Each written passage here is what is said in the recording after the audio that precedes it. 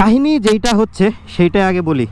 এখন আসি হচ্ছে নারায়ণগঞ্জে, সিদ্ধিরগঞ্জ চিটাং রোড নারায়ণগঞ্জ। এটা ওই যে মিটার পরিবর্তনের যেই বিষয়টা নিয়ে কাজ করতেছিলাম, সেইটা বলছিলাম যে আমি 1 টাকাও দিব না এই মিটারগুলো পরিবর্তন করার জন্য। অ্যান্ড আমি 1 টাকাও দিই নাই। আসলে সত্যি কথা কি জানেন, যদি আপনি মানে ঠিকঠাক করে কাজ করেন তাহলে কেউ আপনার কাছ থেকে 1 টাকাও নিতে পারবে না।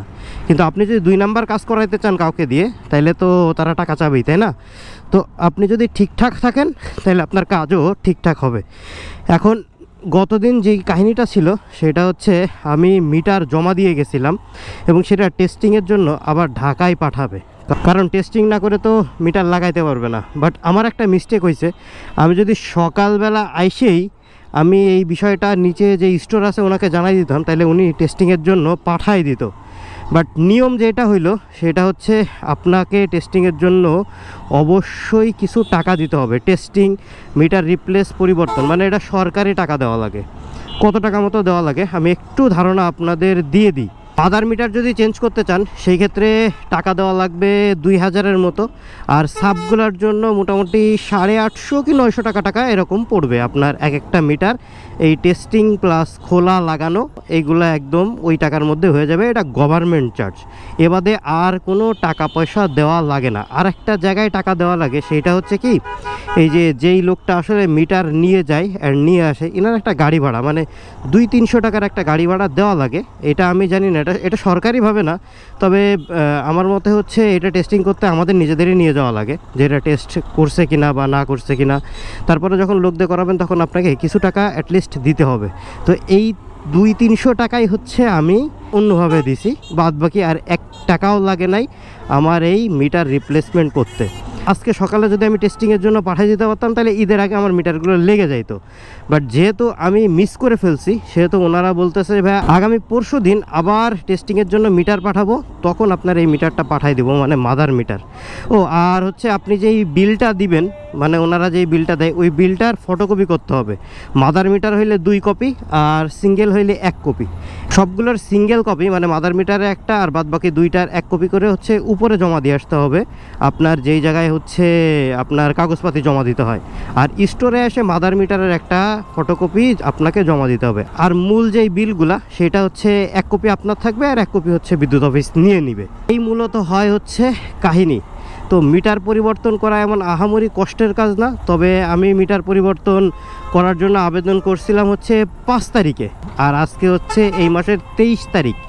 মোটামুটি 20 দিনের একটু কম সময় লাগলো আমার এই কাজটা করতে। আর হয়তোবা এখানে আমার কোনো কাজ নাই, আর ঈদের আগেও হয়তোবা মিটারটা না লাগতে পারে, ঈদের পরে হয়তোবা লাগতে পারে।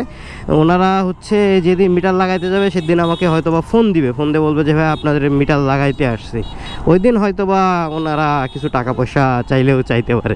তবে মেলা দিন পর লাইনে বিল দিতে যায় বেশ মজার কিছু স্মৃতি মনে পড়লো।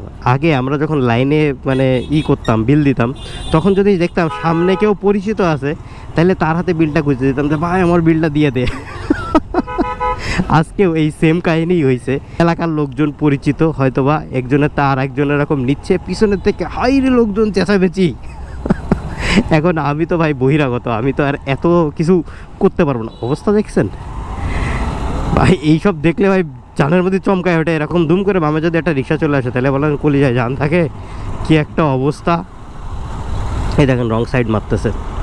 যাই হোক, যেইটা বলতেছিলাম, তো এরা হরহামেশা মারতেই থাকে। তো এরকম পিছনের থেকে চেঁচামেচি শুরু হয়েছে, আমি চুপচাপ খালি দাগায় দাগায় মজা নিতেছি। হয় 8-10 জন মিলে একজন রে হাই রে ছেঁচা ছেঁচলো, কেন আপনি উনারে জায়গা দিলেন আর কেন আপনি উনার বিলটা নিলেন। উনার বিলটা নেওয়া হয়েছে, উনার হচ্ছে সব থেকে বড় ভুল, কেন নিলেন। পরে সেই লোকটা বিলটা ওনারে ফেরত দিয়ে দিল, যাইও পিছনে দাঁড়ালো। আর একটা কাহিনী হয়েছে, সেটা হচ্ছে দারোয়ান আছে না এই জায়গার, সে দারোয়ান আবার মনে হয় কয়েকটা ওই যে ইসের বিল আছে না, ব্যাংকের যেই বিলগুলো আছে এই বিলগুলা জমা দিতে গেছে। কিন্তু লোকজন মনে করছে কি যে বিদ্যুৎ বিল মনে হয় কারোর কাছ থেকে নিয়ে জমা দিতে গেছে। হাই রে, এটারেও ছেঁচা শেষলো। আমি খালি দাঁড়ায় দাঁড়ায় দেখলাম। তবে এনাদের প্রসেসগুলা আমি কি বলবো, লেন্দি বলবো না ফাস্ট বলবো, কোনো কিছুই বলা যায় না। আপনি যদি একটু চাপাচাপি করেন তাইলে হয়তো ওনারা একটু ফাস্ট করে দেয়, বাদ বাকি যদি আপনি চাপাচাপি না করেন, ফোন টোন না দেন, তাইলে হচ্ছে আপনার প্রসেস স্লোই হয়ে যাবে। তো বিদ্যুৎ অফিসের এই কাহিনিগুলো মানে কবে যে আসলে অনলাইন ভিত্তিক হয়ে যাবে, কবে যে হচ্ছে সব কিছু আবেদন অনলাইনে হবে, কাজকর্মগুলো অনলাইনে হবে, ফর্মগুলো অনলাইনে ফিল আপ হবে, তাইলেই সব থেকে ভালো হবে। এরকম বিদ্যুৎ অফিসে আসা যাওয়া এগুলো একটা প্যারা, আবার অনলাইনে হইলেও প্যারা হয়ে যায়। অনেকে হচ্ছে অনলাইন সম্পর্কিত কাজকর্ম একটু কম বোঝে, যার জন্য বিভিন্ন দোকানে যেয়ে কাজ করতে হয়। তখন আবার দেখা যায় কি দোকানদার অনেক টাকা পয়সা ডিমান্ড করে বসে। তবে যাই হোক, প্রত্যেকটা জিনিসের ভালো খারাপ দিক আছে। তবে অনলাইনে হইলে আমার মতে যে ভালো হবে, আমরা এত দূর কষ্ট করে আসা লাগবে না। এই বিদ্যুৎ অফিসে আমি মোটামুটি 6-7 দিন আসছি, তার মধ্যে ভিডিও করছি মনে হয় 2 দিন না 3 দিন ভিডিও করছি, আর বাদ বাকি হচ্ছে ভিডিও করি নাই, খালি আসছি গেছি এই করছি। তো মোটামুটি নারায়ণগঞ্জের এই বিদ্যুতের কাজকর্ম শেষ হইল। যদি এই সংক্রান্ত কোনো কোশ্চেন থাকে আমাকে করতে পারেন, আমি যদি জানি। আসলে কাজ করতে করতে অনেক কিছুই করছি, যতটুকু করছি আমি ততটুকু হয়তো আপনাদের বলে দিছি। তারপরে হয়তো কিছু যদি মিস করে থাকি সেটা হয়তো কমেন্ট করলে আমি হয়তো এর উত্তর দিতে পারবো।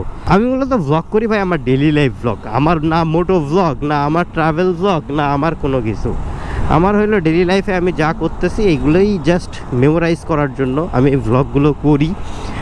অনেকের ভালো লাগে, অনেকের ভালো লাগে না, যে ভাই কি করো, কি করতেছো তুমি তো একটা টপিক নিয়ে কথা বলতে পারো। মাঝে মাঝে টপিক নিয়ে কথা বলি, মাঝে মাঝে বলি না, এইটাই হচ্ছে আমার কাজকর্ম।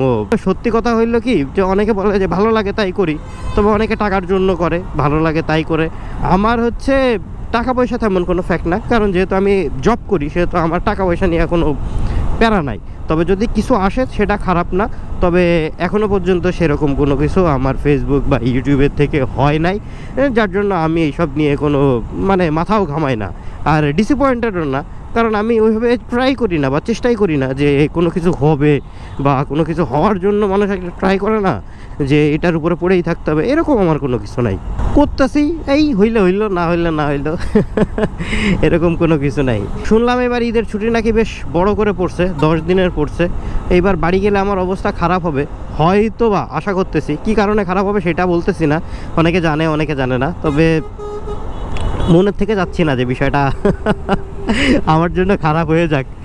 এখন আসি হচ্ছে কোন জায়গা কব, এখন আসি নারায়ণগঞ্জের মধ্যেই, কোন জায়গা আর কোন জায়গা না, এটা হচ্ছে সাইনবোর্ড এরিয়ার মধ্যে আসছি। এখন কি করব, এখন অফিসে যাব না বাসায় যাব সেটাই চিন্তা করতেছি। দেখি আগে ফ্লাইওভারে উঠি, তারপরে ঠিক করব যে অফিসে যাব নাকি বাসায় যাব। মেয়র হানিফ ফ্লাইওভারে এখন নতুন টোলের সিস্টেম হয়েছে বাইক আর হচ্ছে সিএনজির জন্য। যারা যাবে তারা হচ্ছে এই ডাইন পাশে মনে করেন যে টাকা দিয়ে তারপরে একবারে উঠা লাগবে। তো আমি হচ্ছে বেশ সিস্টেম করে দেই, ঠিক আছে। এই যে যাওয়ার পথে এই মনে করেন যে দিয়ে থুয়ে আমি টানের উপরে থাকি, কারণ হচ্ছে আমার কাছে ওই খুচরা টাকা থাকে, কিন্তু 20 টাকা ভাগায় নিয়ে গেলে এবার তো যাওয়ার সময় থাকে, আবার ফেরত আসার সময় এরকম করে টাকা দিয়ে চলে যায়।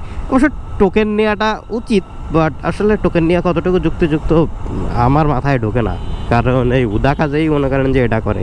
জীবনে কোনো দিন টোকেন চেক করতে দেখি নাই যে রাস্তার মাঝখানে দাঁড়ায় টোকেন চেক করে। যাই হোক, তবে টোকেন নিয়ে নেবেন, আমি আসলে নিই নাই, এটা অন্যায় করছি, সরি ফর দ্যাট। যাই হোক, এই ব্লগটা আর বড় না করি, যেহেতু আজকে আমি বিদ্যুৎ অফিসের ইনফরমেশন দেওয়ার জন্য এই ভিডিওটা শুরু করছিলাম, মোটামুটি ইনফরমেশন দিয়ে দিছি।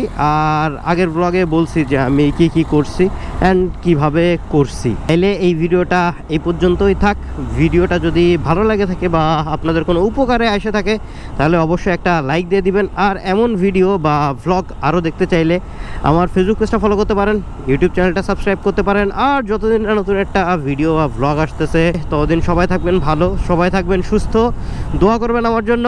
আসসালামু আলাইকুম, আল্লাহ হাফেজ।